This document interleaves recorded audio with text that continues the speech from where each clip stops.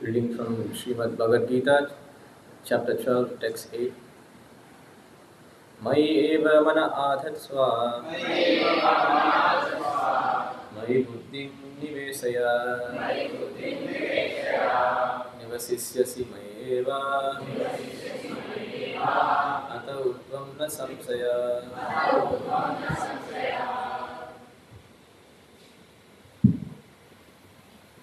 Mayi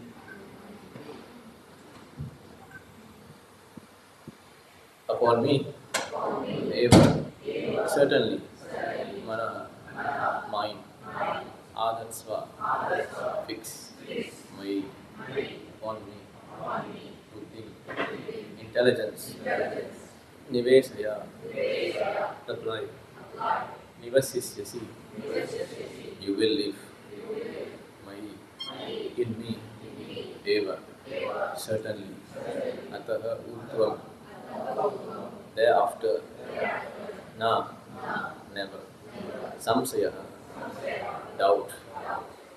Translation and purport by His Divine Grace A.C. Bhaktivedanta Swami Srila Prabhupada ki. Translation: just fix your mind upon me, the Supreme Personality of Godhead, and engage all your intelligence in me. Thus you will live in me always, without a doubt. Please respond. Just fix your mind upon me, the Supreme Personality of Godhead, and engage all your intelligence in me. Thus you will live in me always, without a doubt. Okay. One who is engaged in Lord Krishna's devotional service lives in a direct relationship with the Supreme Lord. So there is no doubt that his position is transcendental from the very beginning. A devotee does not live on the material plane, he lives in Krishna. The holy name of the Lord and the Lord are non-different. Therefore, when a devotee chants Hare Krishna, Krishna and his internal potency are dancing on the tongue of the devotee. When he offers Krishna food, Krishna directly accepts these eatables, and the devotee becomes Krishnaized by eating the remnants. One who does not engage in such service cannot understand how this is so, although this is a process recommended in Bhagavad Gita and in other Vedic literatures. So, let's see the translation again. Just fix your mind upon me, the Supreme Personality Godhead, and engage all your intelligence in me. And thus you will live in me always, without a doubt. So what is Krishna saying in this verse? So when you see this word here, intelligence, buddhi. This intelligence faculty is, human beings, we are very proud of this, right? We are very intelligent. We think we are much more intelligent than the animal species of life, right? Because when we see their activities, they are just like you see all the documentary, right, in National Geography and Discovery Channel. All they do is just fight each other, fight for food, sleeping or mating, right? But actually, human beings, we are also doing the same thing as the animals. You can see this loka here.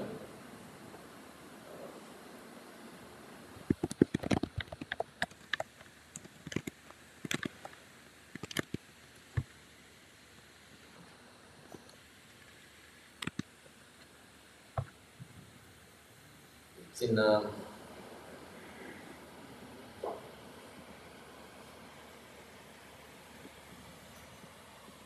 JST, right? Okay, yeah, so this is a verse here. Ahara nitra bhaya maitunam cha samanyam etat pasubir naranam dharmo hitesham adiko visesho dharmena hina pasubir samana. So, eating, sleeping, sex and defense. Ahara nidra bhayam maitunam. These four things. These four principles are common to both human beings and animals. The distinction between human life and animal life, that a man can search after God, but an animal cannot. That is the difference. So now, the common thing that all species on earth have, including the humans and all the animal species, is ahara nidra bhayam maitunam. We are using our intelligence to find how to eat the food, Like we are using intelligence, what we should go to the supermarket and buy, how to cook it, see some recipe on YouTube, you know. Same thing the animal is doing, right? The animal is nicely eating, they are hunting in the jungle, the tiger is hunting, he's eating, right? We are also sleeping, you know. Some people sleep 6 hours. The yogi actually sleeps for only 6 hours. Whereas normal people, they say 8 hours, some people go to 12 hours. According to the gunas, they are the three gunas: sattva guna, rajo guna, tamo guna. Passion, goodness, ignorance. So according to the gunas, we are doing different kind of eating. Person in mode of goodness, he eats prashadam. I mean pure goodness, prashadam, vegetarian food, no onion, garlic. Person in ignorance, they will eat anything and everything, doesn't matter. You know, they have no discrimination. You know, what they eat. Like if you go down the road here, you'll see some frog leg soup restaurant. So easy. So the eating is there, sleeping is there. Somebody in mode of goodness, like I said, they sleep only 6 hours. Somebody in mode of passion, ignorance, they sleep 12 hours, 14 hours. Like when I was a teenager, I used to sleep like 14 hours. You know, because when I was growing, I did not grow so tall. So after that, later part of teenagers, they say that you never sleep enough. So I forced myself to somehow sleep longer, but nothing happened. you know, so you see, so this is all tamoguna, ignorance, and of course sex life. The animal, you see, they only mate in the certain period of the year, Whereas the human being, anytime we engage in sex life. There's no restriction in human species. It's lust, right? And we are doing so many contraceptive methods in order to enjoy sex life. Like Nitai Prabhu was saying that day, he was speaking to one devotee, an elderly devotee. So he went for some operation just to make sure that he can enjoy more sex life. You see? So this is still the animal consciousness. Sex life is just needed, necessary, yes, for producing Krishna conscious children. Other than that, it is just similar to the animals, right? And finally, defense. Like you see the dog, he's defending with his teeth, right? But we are defending with nuclear bomb. So much of research and technology just to create some equipment, weapon which can just destroy the entire civilization in just few seconds. So is that intelligence? No. So the point I'm trying to say is, human life, in fact, if you see all these four faculties, right, the animal can do better than us. They can produce more children than us. Like a pig can just produce 12 kids in a row. The rats, right?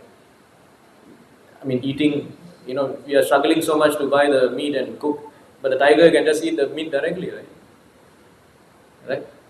So in every department, the sleeping, can we sleep as much as a bear? The bear can hibernate for so many months at winter time. So we cannot compete with the animals in all these things. And if you are very good in these four things, what Shastra says that you are just a greater animal. See? Shastra says here, Dharmo hitesham adhiko visesho dharmena hina pasubir samana. If you do not develop your intelligence to ask this question, who am I? What am I doing here? Why am I suffering here? Why I have to die? Why do I have to grow old? Why do we get disease? Recently we had COVID, right? Pandemic. Why I have to be conditioned by these laws of nature? Why? Only the human being can do this. Animal cannot. Like now we are having a discussion here. We can't discuss this with the community of dogs, right? It's not possible. See? So, if a human being does not use his intelligence, so intelligence is there. What I'm trying to say, intelligence is there for both humans and animals in these four areas. But if that intelligence in human life is not going towards dharma, asking these questions of life, atato brahma jignyasa, if you do not inquire on who is the creator, who is the absolute truth, from whom everything has emanated. If you do not ask this inquiry, Brahma Jignyasa, then you are Dharmena Hina Pasubir Samana. Dvipada Pashu. What it means, Dvipada Pashu, you are a two-legged animal. You see? So this is the conclusion of Shastra in just one word, one line. So like we are looking at the civilization, right? Everybody is aiming towards how to eat better, how to sleep better, how to have sex better, how to defend better. That's the whole civilization is going in that direction. This is the primarily the Western civilization. The modern education is teaching us how to be good in all these things.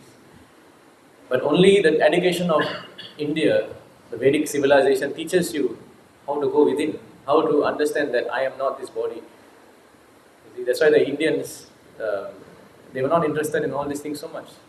They were very much interested in spiritual cultivation. You see, the intelligence was used for that. Sometimes people say why India is not so developed. I mean, not talking about now, before.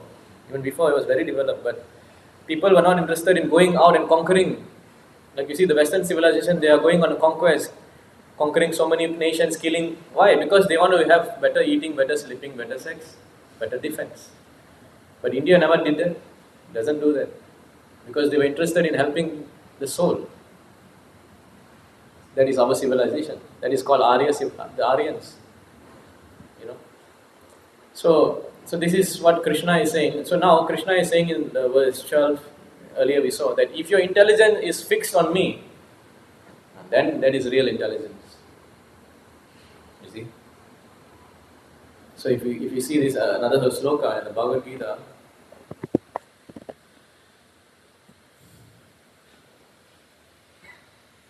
Nasti buddhira yuktasya naja yuktasya bhavana nacha bhavayata shantira satasya kutesukam.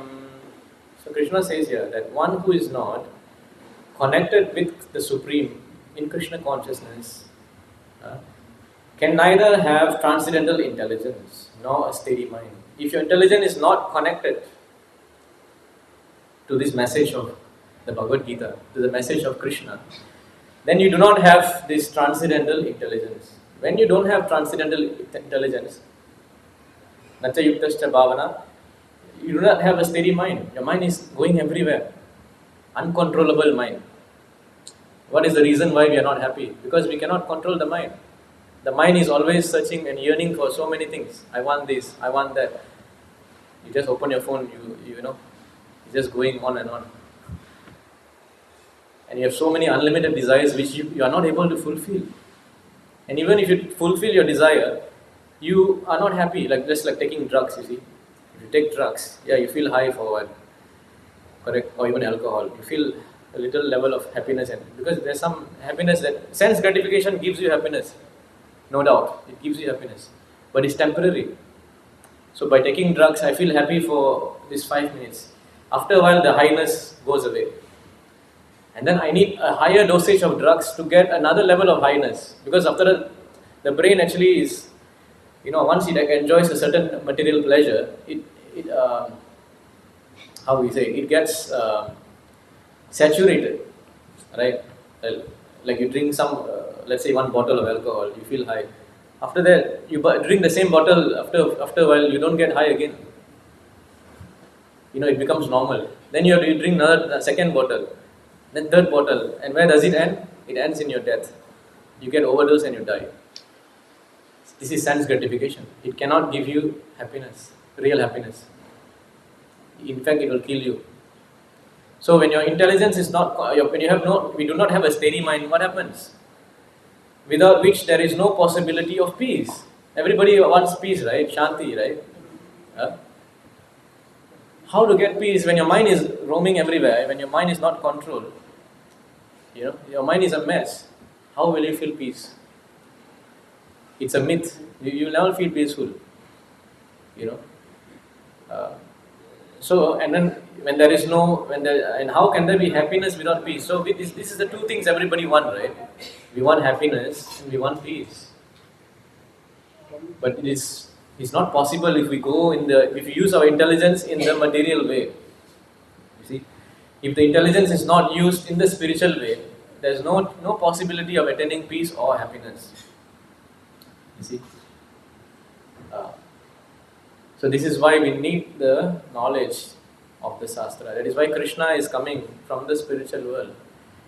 He came here to give us this information, how you can actually attain real peace, how you can attain real happiness. What is the point? You see now, example, a desert, right? Desert is very hot and dry, right? Very hot and dry. And if you go to the desert, you take 1 liter of water bottle and you pour on the desert, what's going to happen? Is it going to help the desert? Of course, it's water, 1 liter.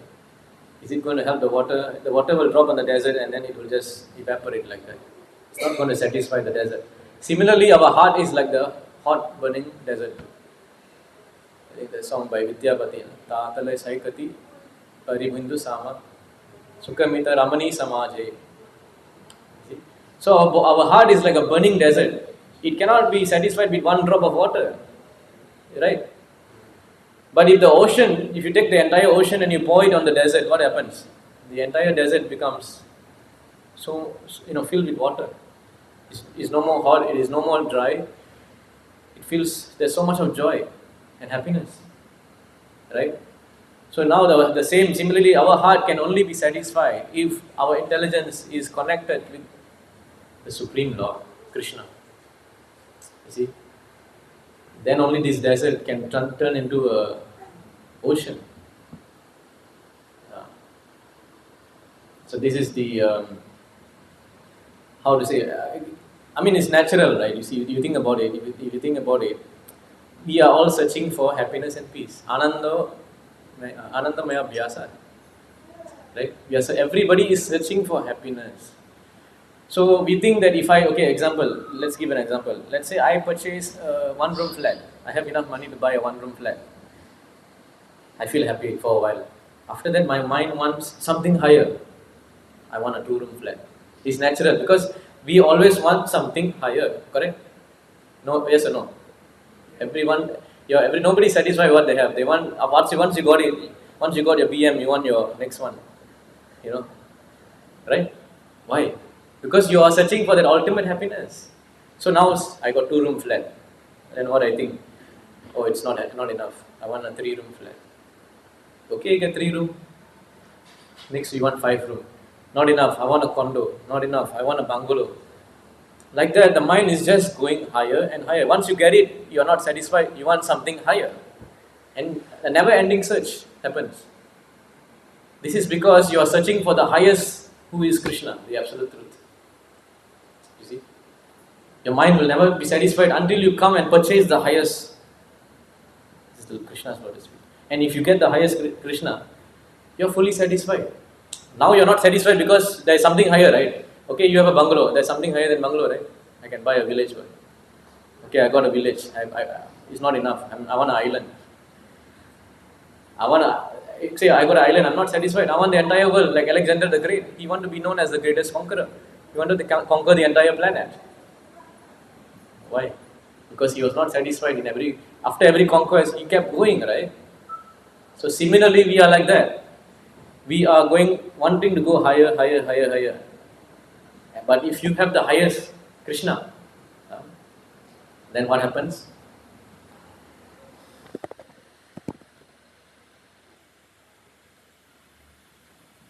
Once you get Kṛṣṇa, Vishayavini vartante nirharasya dehinah rasavarjam rasopyasya param dristva nivartate.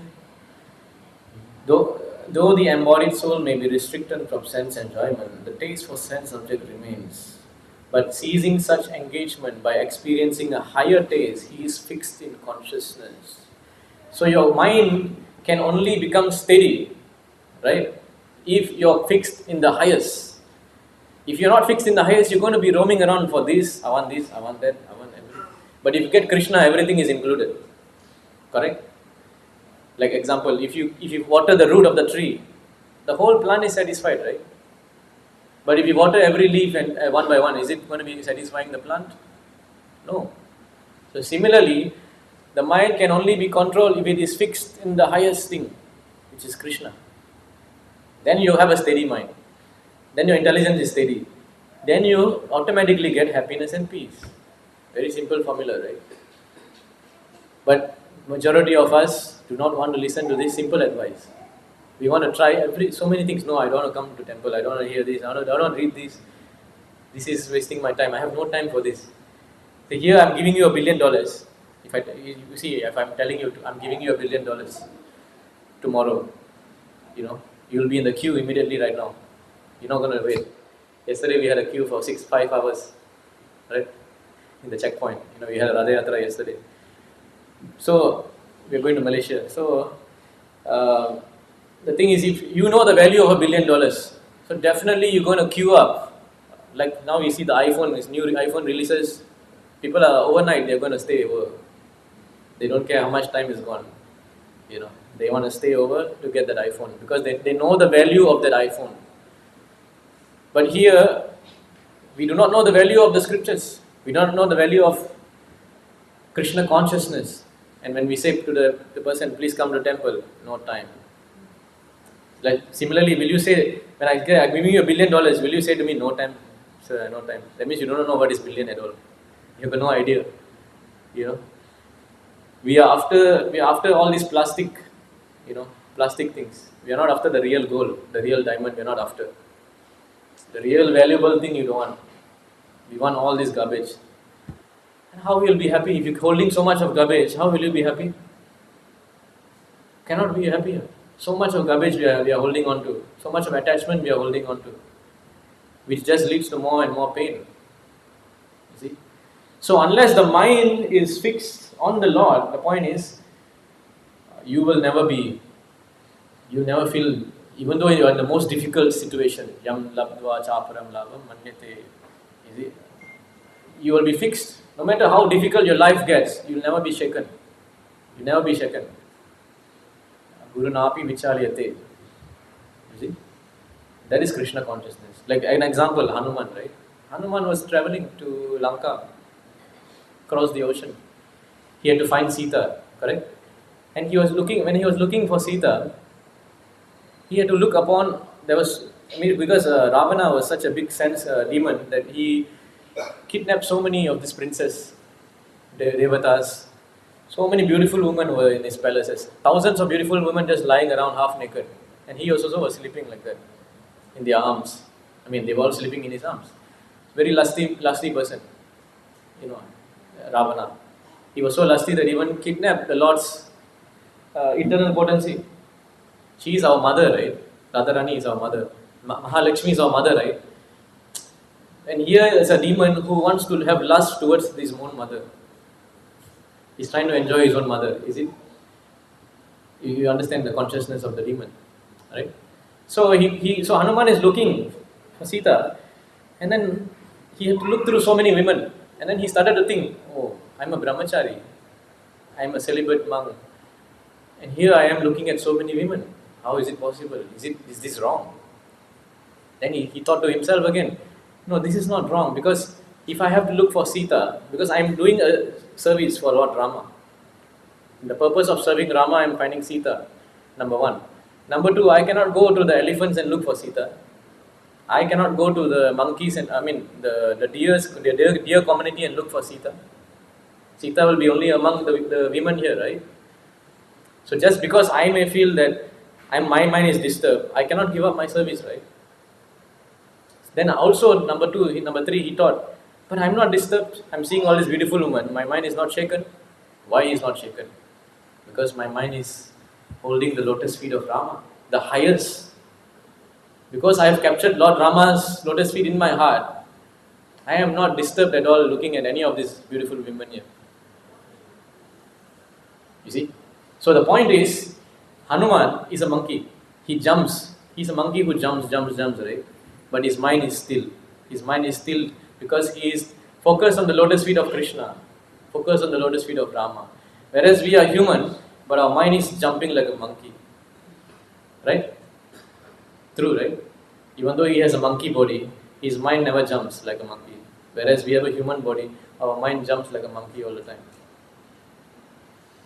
So this is what we can learn from Hanuman. That how he, because he was experiencing a higher taste, he was fixed in his consciousness. Okay? So, So this is what Krishna is saying in today's verse, that if your intelligence is fixed on me, then definitely you will come to me. You will come out of this material ocean of birth, death and old age and disease. But if your intelligence is fixed on the other things, like eating, sleeping, mating, defending, how to improve my material life. We are not saying don't do anything material. Yeah, you have to do, but you have to have Krishna consciousness. So now let's see the verse again.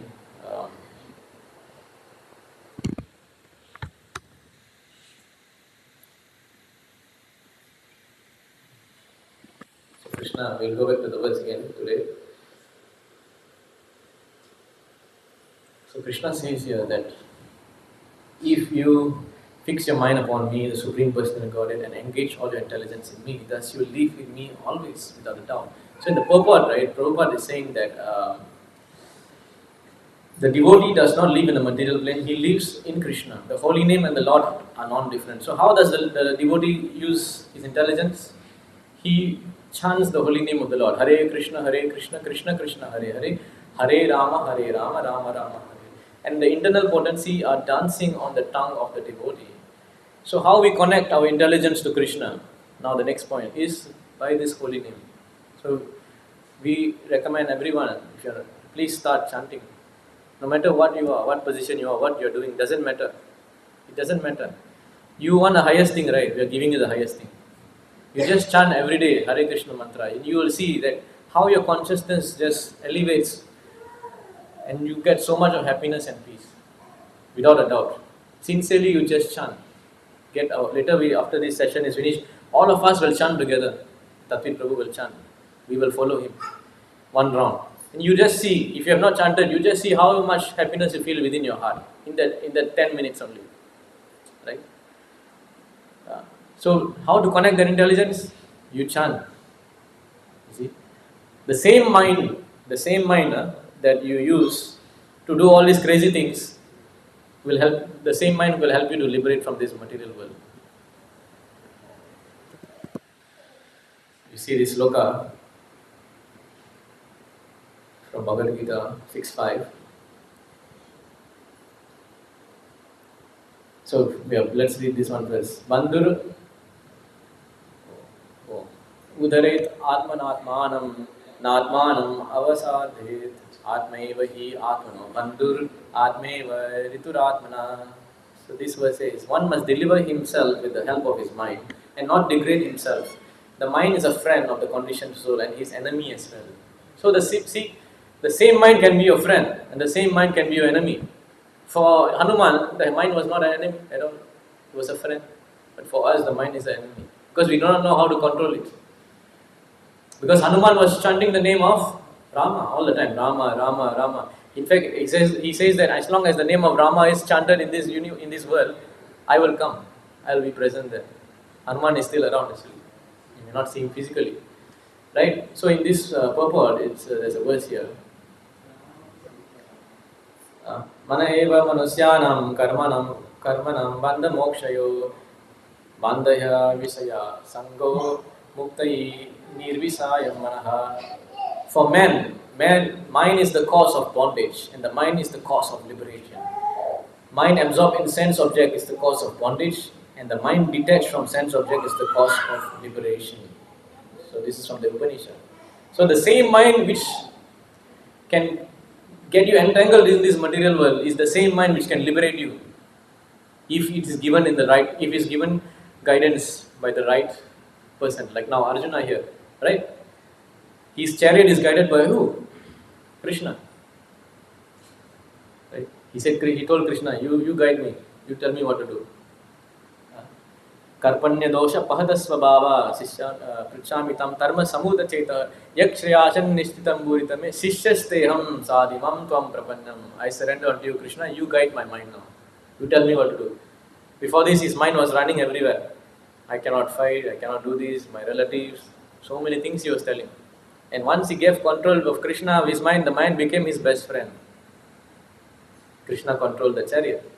So similarly, when we chant the Hare Krishna mantra, we are telling Krishna, I am giving you control, please, my Lord, please let my attraction to be towards you and not all these material things. Because when your mind is, the mind absorbed in sense object is the cause of bondage. When your mind gets attached to this sense object, then you get entangled in this karma, this cycle of karma. And when you're entangled in the cycle of karma, you got to be taking birth again and again and again. Right? So this is the point that Kṛṣṇa is making, that please, use your intelligence and come towards me. So again, we go back to the purport.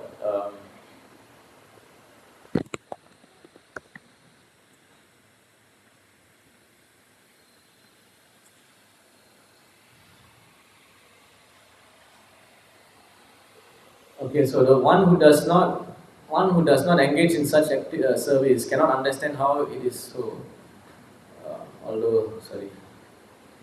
So you see, when Kṛṣṇa when he offers Kṛṣṇa food, Kṛṣṇa directly accepts his eatables and devotee becomes Kṛṣṇa. So what Kṛṣṇa is saying is, any activity you're doing, you connect it to me.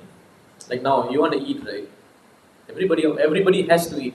Can anybody say, I will not eat? Everybody has to eat.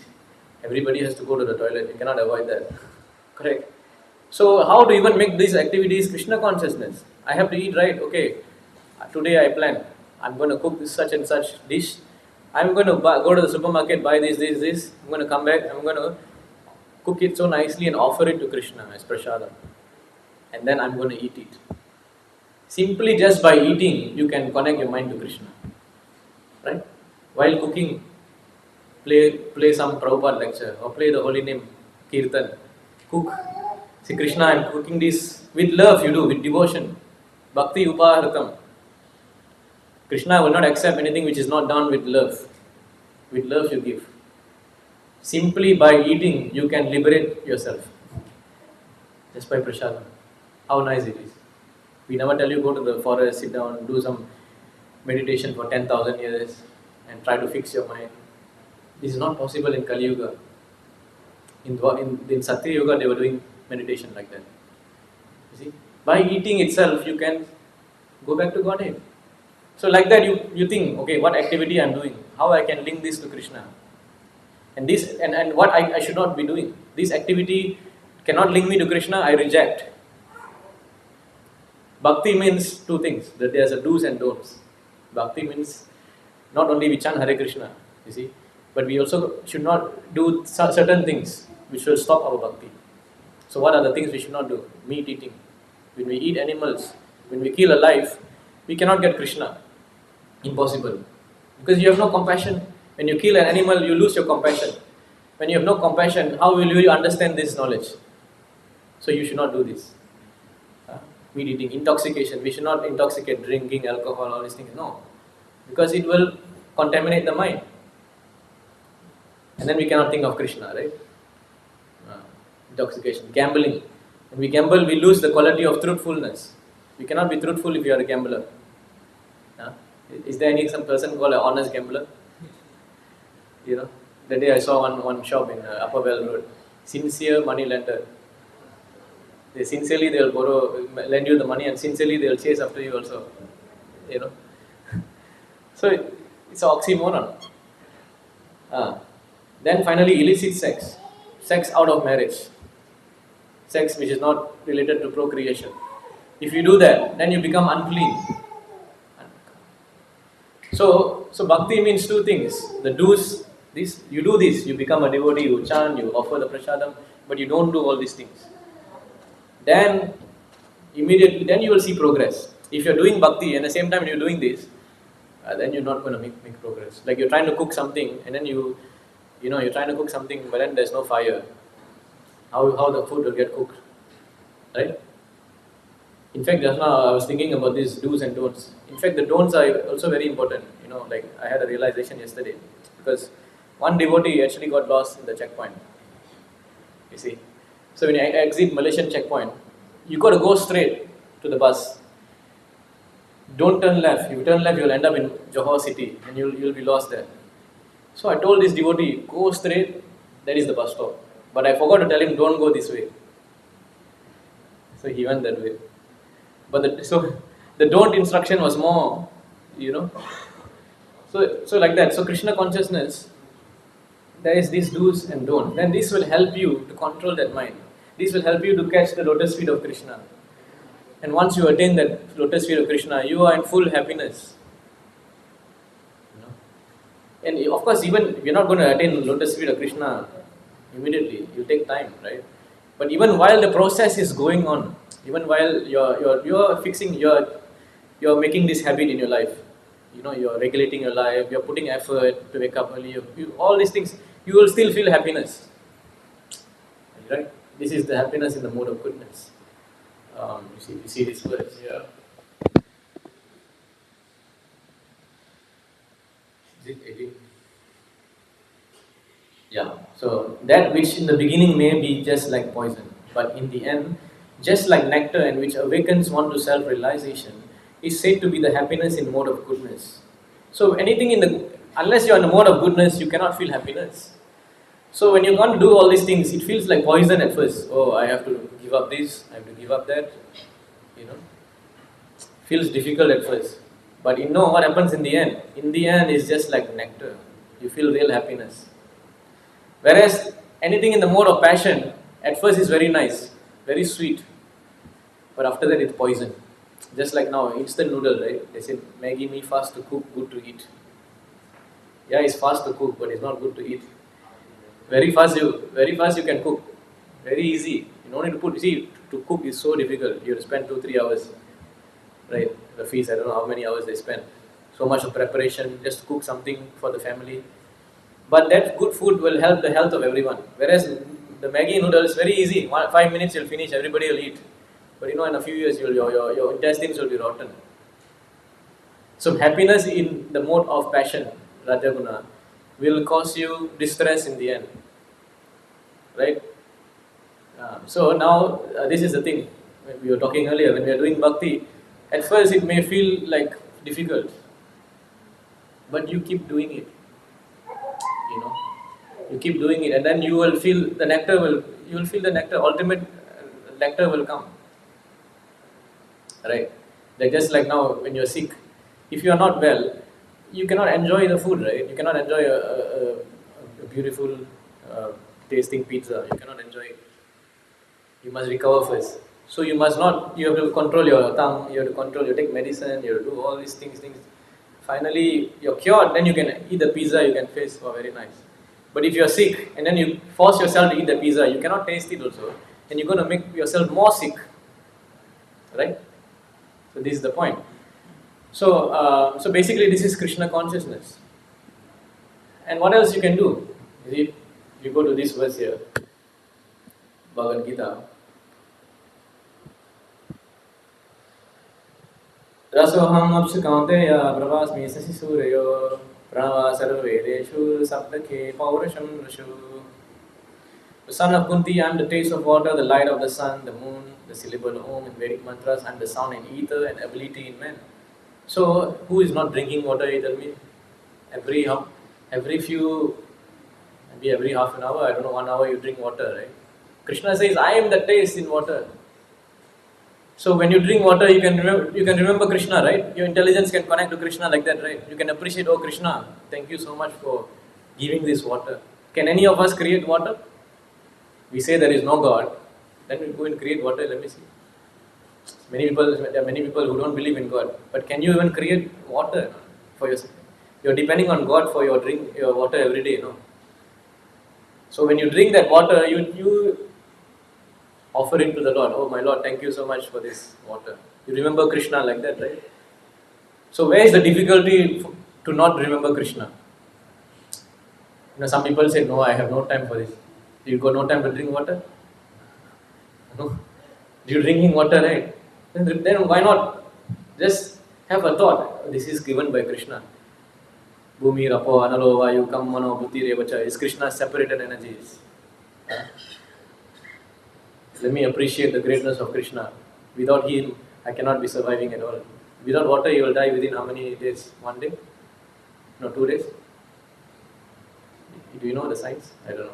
I know water, I think 7 days? I don't know. How long you can live without water? 3 days. Right? 5 days, 4 days, yeah. So it's something we cannot live without, right? So why not connect it to Krishna? Krishna says, I am the light of the sun and the moon. Can we live without the sun and the moon? Right? Everything is coming from the sun only. And Krishna says, I am the light of the sun and the moon. So like that you can remember Krishna in every step of our life. Krishna can be remembered. Krishna can be worshipped. Right? So this is called intelligence. If you have this intelligence, then you are the most intelligent person. Krishna says here in Bhagavad Gita 15:19. Vyomameva samudho asamudho janati purushottama sa sarvavid bhajati mam sarvabhavena bharata. Whoever knows me as the Supreme Personality of Godhead without doubting, he is the knower of everything. He therefore engages himself in full devotional service to me, O son of Bharata.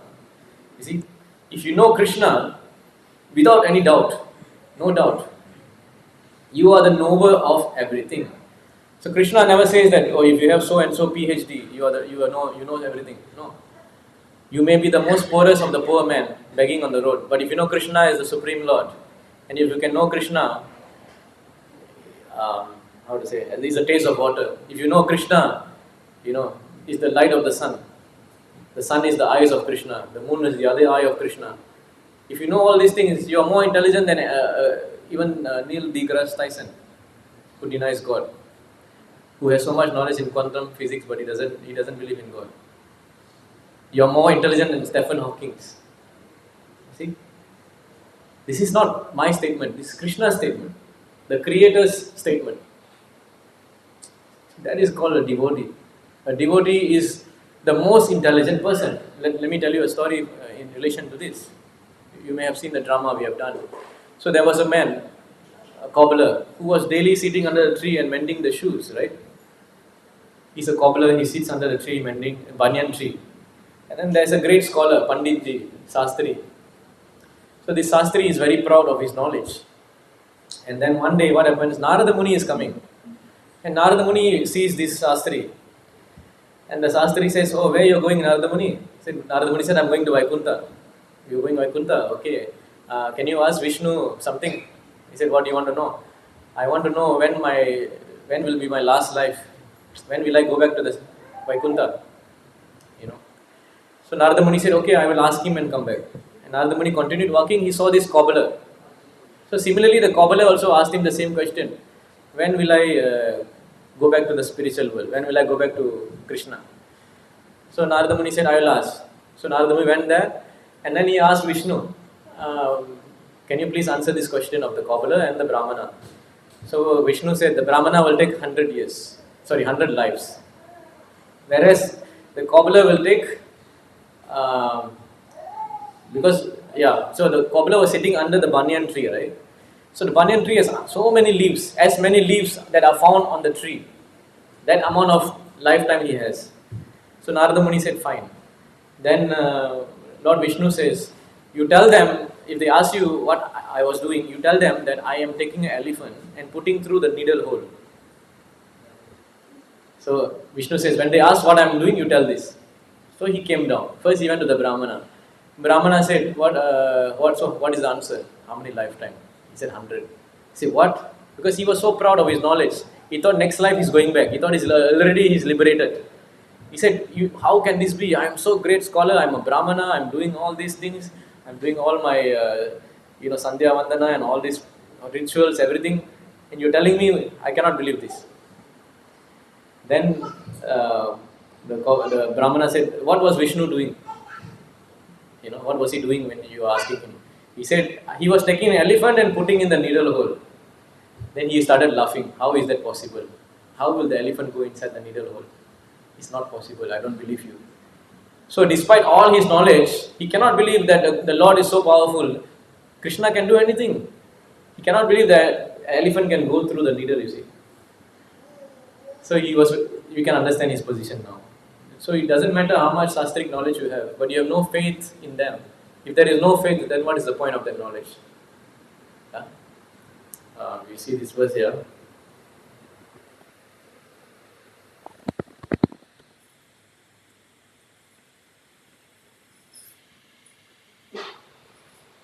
Shraddhavalabhate jnanam tatpara samyatendriya jnanam labdva param shantim achindrenadikachati. A faithful man who is dedicated to transcendental knowledge and who subdues his senses is eligible to achieve such knowledge, and having achieved it, he quickly attains the supreme spiritual peace. Peace. We were talking about peace and happiness today, right? So how that happens? The faithful man who is dedicated to transcendental knowledge. Knowledge is not only important, you must have faith in that knowledge. You must have faith in the words of the spiritual master. Then only you are going to attain the supreme peace. See? So now, continuing the story, next Narada Muni went to the cobbler. And he asked the cobbler asked him, so what did Lord Vishnu say? He said, Lord Vishnu says, you have as many life as much as the leaves on this tree. And then the man was so happy, he was dancing. He was dancing so joyfully. Narada Muni said, why you are so happy? You have so many more life to go now. He said, but still, you see, I can still count how many leaves are here. It could be maybe, let's say there's 2 million leaves. So I have 2 million life only. There is an end, right? Eventually I will still go back to Kṛṣṇa, right? So you can see how much happiness and joy he had. That even though it looks like so long, he knows that he's going back one day. How much of faith he had. So Narada Muni said, do you want to know what Vishnu was doing when I asked him this question? He said, yes, please tell me. I want to know the glories of the Lord. So Lord Vishnu was taking the elephant and putting through the needle of the hole of the needle. And then again he started dancing. Oh, my Lord is so great. How great he is.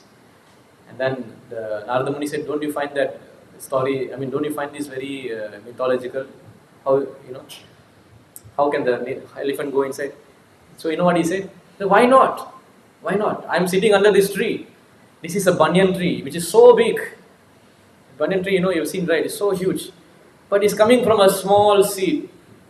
If Kṛṣṇa can put that big banyan tree in that small seed, why he cannot put the elephant in the needle hole?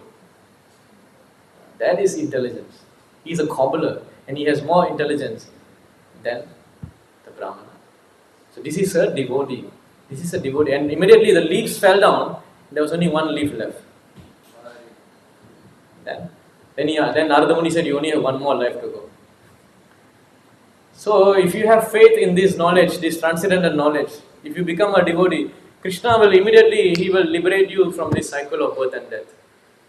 But if we do not have this faith, then we're going to go on and on and on. So this is a devotee. See, he's not only intelligent in. So sometimes people will accuse. You see, this is another point I would like to bring up. Sometimes will say, "Oh, devotee, you only know Kṛṣṇa. You don't know anything. You don't know anything else." But if you look at the history of the world, history of the devotees, Arjuna also, how intelligent he was. When the war was going, before the war started, Duryodhana and Arjuna came to see Kṛṣṇa. Kṛṣṇa says, "Who you want?" Duryodhana said, "I want your Narayana Sena. I want your army." And then he asked Arjuna first. Arjuna says, "I only want you." Because Kṛṣṇa divided himself. Me, my army, who you choose. Arjuna was so intelligent. He knows if Kṛṣṇa is with me, Jayatam Pandu Bhajat Jayastu Pandu Putranam Pakshe Janardana. Jai Shri Shri Radha Madhama. What Pakshe Janardana? Jayastu Pandu Putranam Yesham Pakshe Janardana. If where is Kṛṣṇa, there is automatically victory. Correct? So Arjuna was intelligent. He never chose the army. Whereas Duryodhana chose the army. What happened in the end? This is intelligence, right? The devotee always will choose Kṛṣṇa. So devotee is not fool. He's not fool. He is very intelligent. Even in material activities also he is very intelligent. Like we see in the story of Raghunath Das Goswami. The 6 Goswami. So Raghunath Das Goswami, he was son of a billionaire. Very, very rich. Hiranya Majumdar and Govinda Majumdar. So the two brothers, they are very, very rich, extremely wealthy. This happened 500 years ago in the Mughal period. So they were tax collectors. So what happened one day, they were collecting the tax, the brothers, both his father and uncle, they were collecting the tax and not giving the full amount to the Nawab Hussein Shah. They were keeping some coins with them.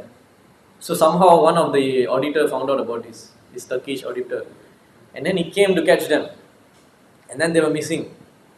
They ran away. So only Raghunath Das Goswami was there. He was a young boy, and they caught Raghunath Das Goswami and they put him in isolation and they started to torture him. I mean, not physically, like because they were verbally torturing him. You better tell us where is the money. Tell us where's your uncle. If you don't tell us, we'll beat you. We'll kill you. And Raghunath Das Goswami, he was so intelligent. He was so much humble. He had so much of humility. He started to cry. He said, "You are like my father. How can you beat your child? Please, don't do this." So he was so humble that this man melted. He was written in the Chaitanya Charitamrita that he started to cry. He was having a beard. There's so much of tears that the beard was soaked with tears. Then he told Raghunath, "I won't hurt you, but please help your father to come back and give the coins to me. I'll let you go." Isn't that it? Okay, this is like some material thing happening, right? But he had so much of intelligence, even though he's a young boy, is he? Right? So devotee is extremely intelligent in everything he does. Like let's say even Vasudeva and Devaki, right? When they were getting married, Vasudeva and Devaki were getting married. Kamsa wanted to kill. He heard the voice. Immediately he wanted to kill the Devaki because the voice said the eighth child will kill you. Immediately he was going to kill. And what did Vasudeva do? Vasudeva did everything possible to change his mind. He spoke so many things. Oh, you are not the body, you are the soul, why you want to kill your sister? If you kill your sister, you will have no more good reputation. Everything he said. And finally he used his intelligence and he said, okay, now mind, your child is, your sister is not going to kill you, the child is going to kill you, right? You take the eighth child, I'll give it to you. So devotee doesn't mean just sit down, Kṛṣṇa will do everything, take care. No, he'll use his best intelligence to do his service. And like that he saved the life of Devaki. And of course after that the story goes on. So the point is, and of course the last point I want to make is Hanuman. When he was crossing the ocean, right, he met with three obstacles he met. When he jumped across, because he was jumping across, the first obstacle that came was a mountain called Mainaka. This Mainaka mountain, those days the mountain they can fly, You see, you cannot believe, right? But yeah, you need to have faith in the scriptures. So they used to fly, they have wings. And then whenever they go down, so many things will die, so many creatures will die. So Indra went and cut off their wings. So all this mountain became stationary. So but this Mainaka mountain, Vayudev, who is the father of Hanuman, protected him and put him into the ocean. So when Hanuman was crossing, Mainaka came out. Mainaka wanted to return the favor to Hanuman. Oh, you're jumping across 800 miles. You rest. You please rest on my peak. Take some rest. But Hanuman said, no, how can I take rest? I'm in the middle of my service. My goal is not done. I cannot take any rest. Yeah, I'll be comfortable resting, But that will stop my service to Rama, So Hanuman used his intelligence. He said, I will come back, don't worry. Thank you so much. He just touched him like that. With love, he conquered him. I will come back to you. Don't worry, when I finish my mission, I'll come back and take your service. And then he went on. The next obstacle was this Surasa. It's like a Naga, a big. Actually, the demigods wanted to test Hanuman. So they sent this Surasa who came and she opened her mouth so big, very, very big mouth. And then she told to Hanuman that you must enter my mouth. Brahma has given a promise that anything that goes by me must go into my mouth. Right? Then Hanuman said, fine, that's true. But I have to finish my duty, I have duty to serve Ram. So let me finish it, I'll come back to your mouth. He said, no, now you must go. Now you must become my food. Then Hanuman said, okay, because Brahma has promised you, then it must happen. It must become true. It cannot become false. So Hanuman was so intelligent, he expanded himself so big. And she also became bigger. The more bigger he became, she became bigger. And within a split second, he became small. He went in, he came out. Isn't that intelligence? Can we think like that? Sometimes we will think the plan, let's do like that. Then suddenly something will fumble. we lose, we lose the whole plan. Everything will flop. But here he had a split second decision. He already had a plan. He executed it. He came out. He said, "I'm ready to come in. I come out. Now let me go." Then immediately all the devatas started showering the flowers. Say, "Oh, Hanuman is victorious. Jai Hanuman." And this Surasa also was very much appreciative of Hanuman's intelligence. And finally came to the last obstacle, Simika, another demon. This is a real demon. The first one was a friend. The second one was like an enemy, was a friend who pretended to be an enemy. The last one was an enemy. So this Hanuman was flying, she pulled his shadow down. And he fell down. Then he saw her, immediately he went into her mouth. And his body was as hard as a diamond. He cut her into pieces. You see? So in this three situation, you can see how he used his intelligence. For the first person, he used his intelligence in a loving way. He dealt with the person with love. Second person, he dealt with his intelligence, with his vision, his foresight. Okay, let's do this. The third one, he used his strength, his Shakti. You know, of course, there's a verse like that. Some Dirgha Darshana. He had a forward vision. You know, so like that. So like some, you know. So but let's say you want to deal with a person. Somebody you have to show your strength, you go and show your love, what will happen? You will lose. Or somebody you have to show your love, you show the strength, what will happen? You see? So Hanuman knows when to do what. So this is why? Because he's a devotee of Rama. You think that he went to school to study all this is a monkey, you know? No, he was a surrendered servant of Rama. And when he crossed the ocean, he went to Lanka. Like I covered earlier about how he was finding Sita and then his mind was disturbed. But then he brought back the mind. He brought back his mind. And this is another important point. He was finding Sita. He couldn't find at all. Continuously finding, you know, he couldn't find. Then he decided, let me surrender onto her lotus feet. Oh Sita, I surrender onto you. You please reveal yourself wherever you are. Then suddenly he sees she's below in the tree. So, by surrendering to the lotus feet of spiritual master, then only this knowledge, Yasya Deva Para Bhakti Yata Deva Tata Guru, this knowledge will be only revealed when you surrender to the lotus feet of spiritual master. It cannot be revealed in any other way. Similarly, in this case of Hanuman, he surrendered to Sita, oh, mother of this universe, you please reveal yourself to me. And she revealed. Then after that, of course, the story goes on, Ravana will come. Ravana will give her another 2 months, 1 more month. No, actually 2 months. He'll say 2 more months, but you don't accept me, I'll kill you. So Hanuman was burning in anger, I should kill him now.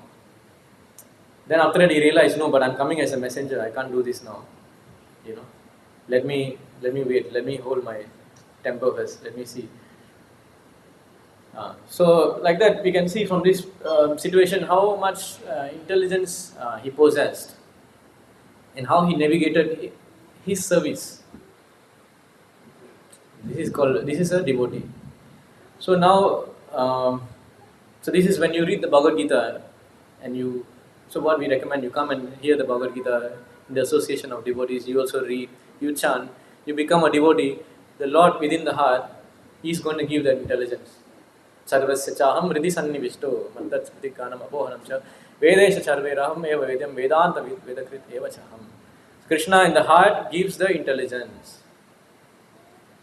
How to navigate your life, how to increase your bhakti, how to become a devotee, how to surrender and also through the guidance of the spiritual master and the devotees.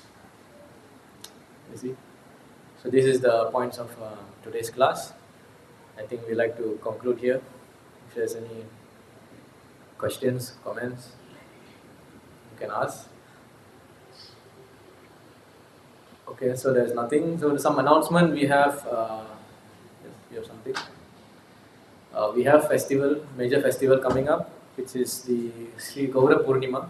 It is actually the new year for the Gaudiya Vaishnavas. Our new year is not 1st January. It's the appearance day of Lord Chaitanya Mahaprabhu. It's happening on 7th of March, which is a Tuesday. Yeah, I think it's a Tuesday. So please take off day and come to the temple, engage in the services. We have so many services to set up the hall, we have to set up here, prasadam, preparation. So volunteer your services, engage your intelligence in the service of the Lord, like that. So all these festivals are there, not just to celebrate their birth. They are actually giving us opportunity to serve them through these festivals. It's for our benefit only. Krishna doesn't actually need the festival, but for us to be engaged in his service, he is creating this festival. So please, make yourself available on that day, and it's actually a fasting day as well. So try, if you can fast until moonrise. Okay. So now after this we will have Arati, Kirtan, followed by we will chant. There's a Japa Yagya we are doing because we are trying to build a temple in Singapore, the main road there in Paileba.